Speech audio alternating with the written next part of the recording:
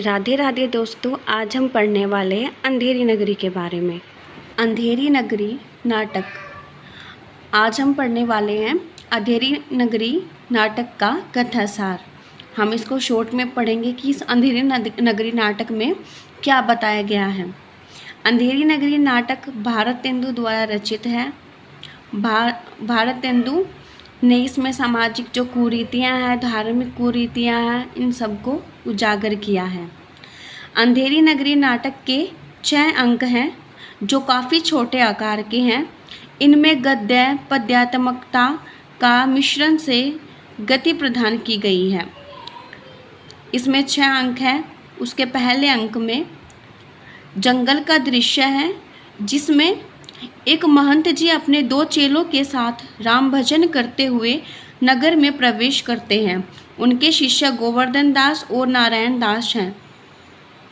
नगर बहुत सुंदर और संपन्न प्रतीत होता है। महंत अपने दोनों चेलों को भीख प्राप्त करने के लिए नगर में भेजता है। गोवर्धन दास पश्चिम और नारायण दास पूर्व की ओर भीख प्राप्त करने के लिए बढ़ते हैं। गोवर्धन दास महंत जी से आशा भरे स्वर में कहता है कि वह बहुत सी भीख प्राप्त करके लौटेगा, लेकिन महंत जी उसे समझाते हैं कि अधिक लालच करना अच्छी बात नहीं है, क्योंकि लालच ही पाप का मूल है और इससे यश और मान दोनों मिट जाते हैं। आदर सम्मान नहीं रहता और लालची व्यक्ति को नरक के कष्ट प्राप्त करने पड़ते हैं। महंत जी तो भीख में मात्र अनाज प्राप्त करना चाहते हैं। अब इसका दूसरे अंक में बाजार का दृश्य दिखाया गया है, जिसमें लेखक ने दूसरे अंक में बाजार का वर्णन किया है, जहां तरह तरह का माल बेचने वाले अपने अपने ढंग से ग्राहक को अपनी ओर आकर्षित कर रहे हैं।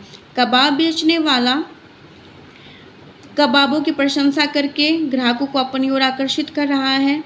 मसालेदार भुने हुए चने बेचने वाला घासीराम गा गा कर अपने माल को बेचता है। उसकी झोली ही उसकी दुकान है। उसके माल को खरीदने वाले सभी वर्ग के लोग हैं। नारंगी बेचने वाली अपने ढंग से माल बेचना चाहती है। वह नींबू संतरा आदि बेचती है। उसका माल टके सेर भाव का है। एक हलवाई जलेबी गुलाब जामुन खुरमा बर्फी लड्डू समोसा आदि टके सेर बेच रहा है। वह टके सेर खाजा बेचता है। हर मिठाई टके शेर है। सारी सब्जियां टके शेर है। चूरन बेचने वाला व्यंग्य का सहारा लेकर चूरन बेचता है। उसके चूरन के प्रभाव से रिश्वत जल्दी पच जाती है। महाजन दूसरों का धन हजम कर जाते हैं। जो महाजन होते हैं वो दूसरों का धन हजम कर जाते हैं घासीराम का चूरन खाने से। घासीराम ऐसा बोल रहा है। और जो पुलिसकर्मी है वो कानून को हजम कर जाते हैं। वहीं जो अंग्रेज है वो सारे देश को हजम कर गए हैं। मछली सब्जी फल सब टके शेर बेच रहे हैं। वहीं धर्म का ठेकेदार ब्राह्मण धर्म का ही टके शेर से भाव से व्यापार कर रहा है। इसमें बताया गया है कि जो ब्राह्मण है वो भी धर्म को बेच रहा है टके शेर के भाव से। एक बनिया भी आटा दाल नमक घी मसाला चावल आदि सब सामान टके शेर बेच रहा है। गोवर्धन दास सब लोगों से उसके माल का भाव बार बार पूछता है। सबका माल टके शेर जानकर आश्चर्यचकित रह जाता है। उसे उन्हीं से मालूम होता है कि उस नगर का नाम अंधेरी नगरी है और वहाँ का राजा चौपट है। गोवर्धन दास ने अब भीख में 7 पैसे प्राप्त किए थे, इसलिए वह हलवाई से 3.5 शेर मिठाई खरीद लेता है, ताकि वह अपने गुरु के साथ मिलकर उसे खा सके। अब है इसका तीसरा अंक जो है वो जंगल का दृश्य है, जिसमें भिक्षा प्राप्ति के पश्चात महंत जी नारायण दास और गोवर्धन दास जंगल में परस्पर मिलते हैं। महंत जी और नारायण दास तो राम भजो का गायन करते हैं, लेकिन गोवर्धन दास अंधेरी नगरी का गायन करता है। महंत जी गोवर्धन दास की भारी गठरी देखकर पूछते हैं कि गठरी में क्या है, तो वह बतलाता है कि इसमें 3.5 सेर मिठाई है, जो भीख में प्राप्त 7 पैसे से उसने खरीदी थी। उसे गुरु के इस बात पर विश्वास नहीं गुरु ने उसकी इस बात पर विश्वास ना करते हुए कहा कि इतने सस्ते में मिठाई तुम्हें कहाँ से मिल गई। तो चेला उन्हें कहता है कि अंधेरी नगरी चौपट राजा टके शेर भाजी टके शेर खाजा, अर्थात वहाँ सब कुछ टके शेर ही मिल रहा है। चेले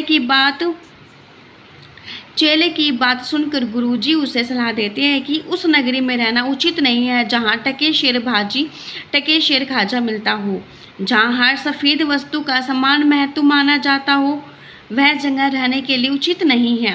कपास और कपूर दोनों ही सफ़ेद हैं, लेकिन उनके गुण उनमें अंतर होता है। अनार देखने में चाहे एक जैसे हों, लेकिन उन्हें पहचानने का विवेक तो मानव में होना चाहिए।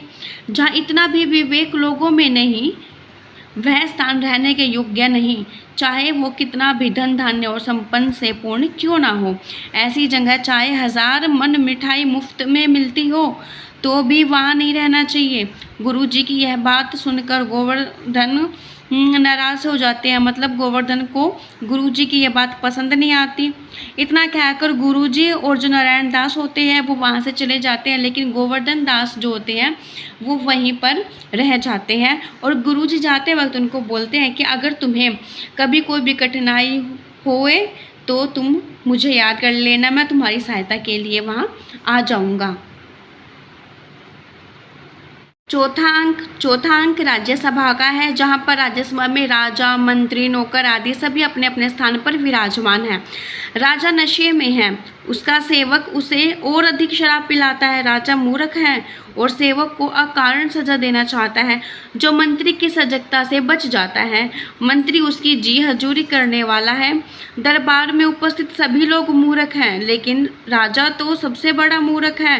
वह अविवेकी और नीच वह बुद्धिमान डरपोक है। उसी समय एक व्यक्ति दरबार में शिकायत लेकर आता है कि कल्लू बनिया की दीवार गिरकर उसकी बकरी उसके नीचे कुचलकर मर गई है, लेकिन उसे न्याय मिलना चाहिए, इसलिए उसको न्याय मिलना चाहिए, अपराधी को दंड मिलना चाहिए। राजा अपनी मूर्खता का परिचय देते हुए दीवार को गिरफ्तार करने का आदेश देता है, जो कि संभव नहीं था। इसलिए वह कई लोगों को एक एक कर दरबार में बुलाता है।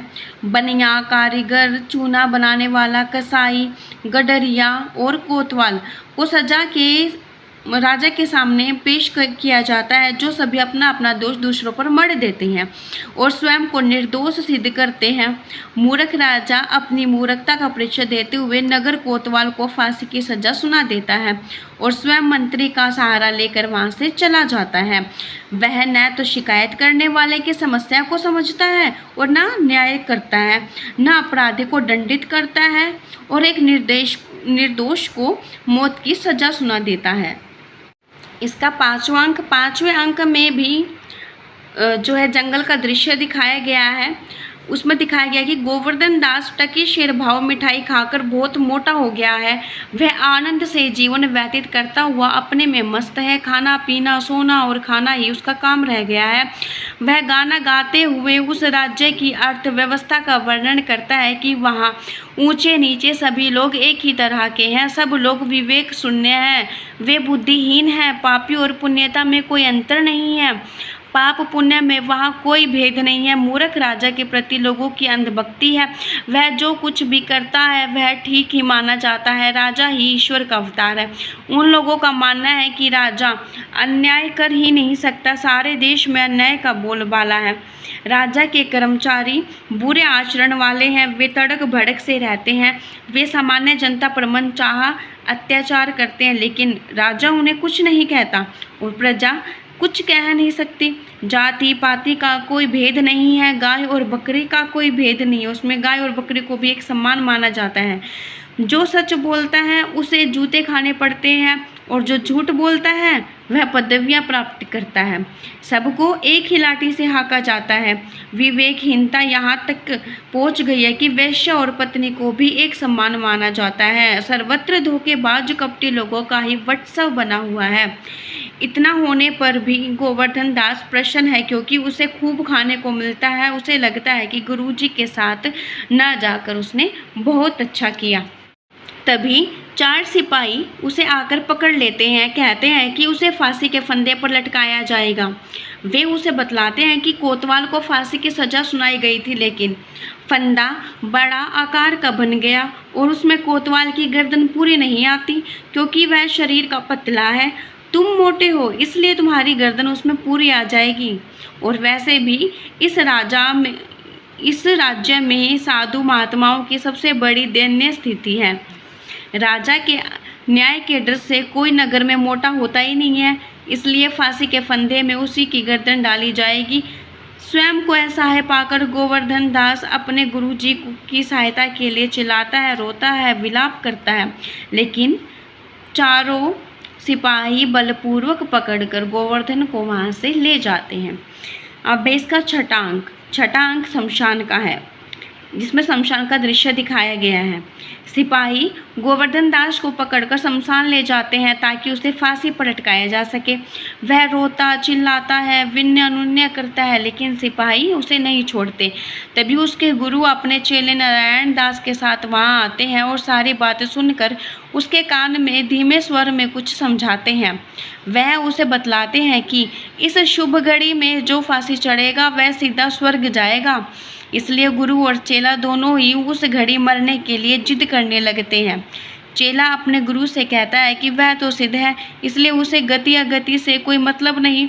गुरु चेले बात को सुनकर हैरान होते हैं कि ये मरने के लिए विवाद क्यों कर रहे हैं। इतने में राजा, मंत्री और कोतवाल वहां आते हैं और गुरु से यह जानकर कि यह शुभ घड़ी है और जो इस घड़ी में मरेगा वो सीधा स्वर्ग जाएगा।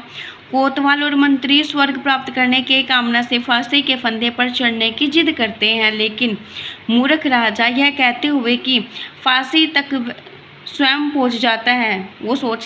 राजा सोचता है कि अगर मैं इस फांसी पर इस समय मैं चढ़ूंगा तो मैं सीधा स्वर्ग जाऊंगा। तो इसमें कहीं ना कहीं राजा की मूर्खता को दर्शाया गया है, अंधविश्वास को दर्शाया गया है।